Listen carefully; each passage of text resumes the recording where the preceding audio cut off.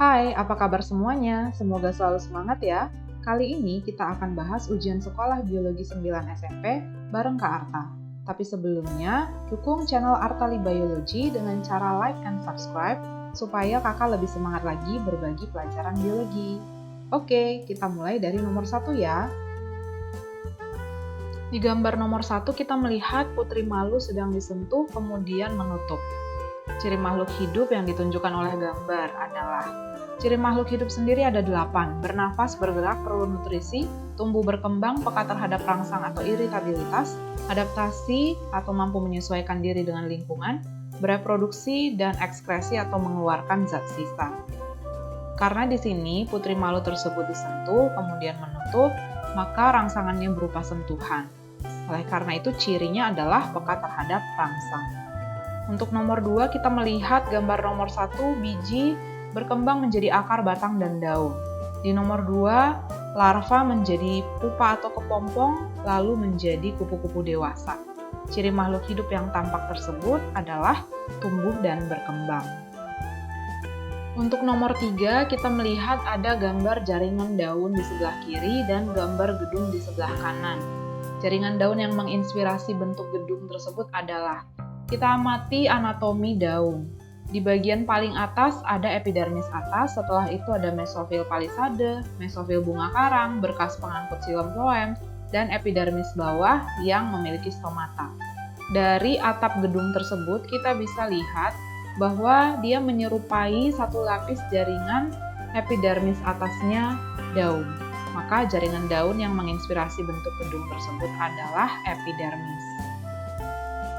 Di gambar nomor 4 ini ada grafik pernafasan. Soalnya jenis volume udara pernafasan pada nomor 1 adalah tidal, komplementer, suplementer, atau kapasitas vital paru-paru. Nah, untuk menjawabnya kita melihat grafik berikut ini.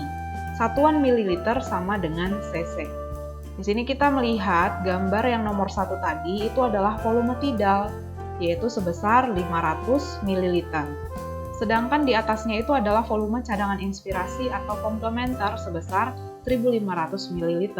Dan di bawah volume tidal ada volume cadangan ekspirasi atau suplementer sebesar 1500 ml. Di bawahnya volume cadangan ekspirasi ada volume sisa atau residu sebesar 1000 ml.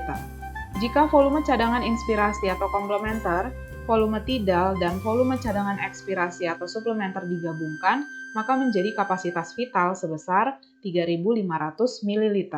Dan jika kapasitas vital digabungkan dengan volume sisa atau residu, menjadi volume total paru-paru sebesar 4.500 cc.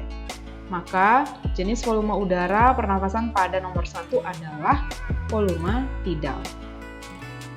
Nomor 5 adalah soal pewarisan sifat. Kucing hitam dengan genotip H besar H kecil dikawinkan dengan kucing putih bergenotip H kecil, F1 pada perkawinan tersebut adalah, kita kawinkan parentalnya hitam heterozigot dengan putih.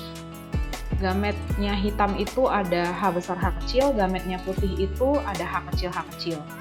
Maka H besar dengan H kecil disilangkan ada 2. H kecil disilangkan juga ada 2, maka hasil filialnya hitam heterozigot atau H besar H kecil ada 2, putih H kecil juga ada 2. Kalau disederhanakan menjadi 1:1. Maka jawaban soal itu adalah hitam banding putih 1:1. Untuk soal nomor 6 ada gambar organ reproduksi wanita.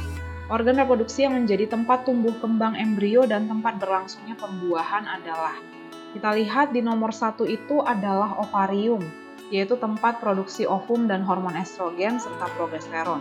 Nomor 2 adalah tuba falopi atau oviduk, tempat fertilisasi atau pembuahan. Nomor 3 adalah dinding rahim atau endometrium, tempat implantasi atau penanaman embrio. Dan nomor 4 adalah rahim atau uterus, tempat tumbuh kembang embrio. Serta nomor 5 adalah vagina, alat kopulasi dan jalur keluar bayi. Maka tempat tumbuh kembang embrio di nomor 4 dan tempat berlangsungnya pembuahan di nomor 2. Jawabannya adalah C, 4 dan 2. Nomor 7, mikroorganisme yang digunakan dalam pembuatan oncom adalah, dari tabel berikut ini kita bisa melihat bahwa Rhizopus oryzae digunakan untuk membuat tempe. Neurospora crassa digunakan untuk membuat oncom. Lactobacillus casei digunakan untuk membuat keju, dan Acetobacter sillinum digunakan untuk membuat nata de coco. Maka jawaban soal ini adalah Neurospora crassa untuk pembuatan oncom. Untuk soal nomor 8, interaksi makhluk hidup yang tidak berpengaruh langsung terhadap dinamika atau perubahan jumlah populasi adalah, kalau kita melihat nomor 1, kucing dan ayam, mereka tidak saling memangsa dan juga tidak saling berkompetisi, maka mereka tidak akan berpengaruh dalam dinamika populasi. Demikian juga dengan rumput dan ular. Ular tidak memangsa rumput, maka tidak menyebabkan dinamika populasi. Sedangkan rumput dapat mengeluarkan zat alelopati atau zat racun yang bisa menghambat pertumbuhan padi. Maka semakin banyak rumput, jumlah padi akan semakin berkurang. Lalu tikus dengan kucing. Kucing akan memangsa tikus, maka semakin banyak kucing, maka jumlah tikus juga akan semakin berkurang. Jadi yang tidak berpengaruh langsung terhadap dinamika populasi adalah nomor 1 dan nomor 2, yang A. Nomor 9, salah satu peran organisme tanah adalah mengatur kegemburan tanah. Siswa melakukan pengamatan pada beberapa jenis tanah dan mendapatkan hasil. Lokasi A, tanah pasir, lokasi B, tanah lempung, C, tanah liat, D, tanah lempung berpasir. Tanah yang mengandung organisme tanah berasal dari lokasi mana? Tanah pasir itu sifatnya dapat ditembus air tapi sulit menahan air, jadi tidak subur. Tanah liat itu sulit ditembus air tapi mampu menahan air, juga tidak subur. Sedangkan tanah lempung adalah perpaduan antara tanah pasir dan tanah liat, maka sifatnya mudah ditembus air dan mudah menahan air. Maka tanah lempung adalah tanah yang subur. Tanah yang subur adalah tempat hidup dari organisme tanah. Maka tanah yang mengandung organisme adalah dari lokasi B dan D, yaitu tanah lempung dan tanah lempung berpasir. Dari nomor 10 kita bisa melihat ada tabel. Yang pertama nasi tidak dikunyah, lalu yang kedua nasi dikunyah 10 kali, yang ketiga nasi dikunyah 30 kali. Setelah dipanaskan dia berwarna oranye, itu menunjukkan dia mengandung banyak glukosa. Soalnya dari percobaan ini menunjukkan bahwa nasi yang dikunyah lebih lama akan lebih banyak mengandung glukosa. Faktor yang menyebabkan perbedaan jumlah ini adalah, jadi nasi yang dikunyah selama mungkin, enzim petialin atau amilasenya bekerja sangat efektif untuk memecah amilo menjadi glukosa, sehingga warnanya menjadi oranye. Maka jawabannya yang C, nasi dikunyah lebih lama, maka glukosa dalam nasi akan keluar. Demikian video kali ini, terima kasih sudah belajar bersama Kak Arta, semoga bermanfaat dan sukses untuk ujian sekolahnya ya.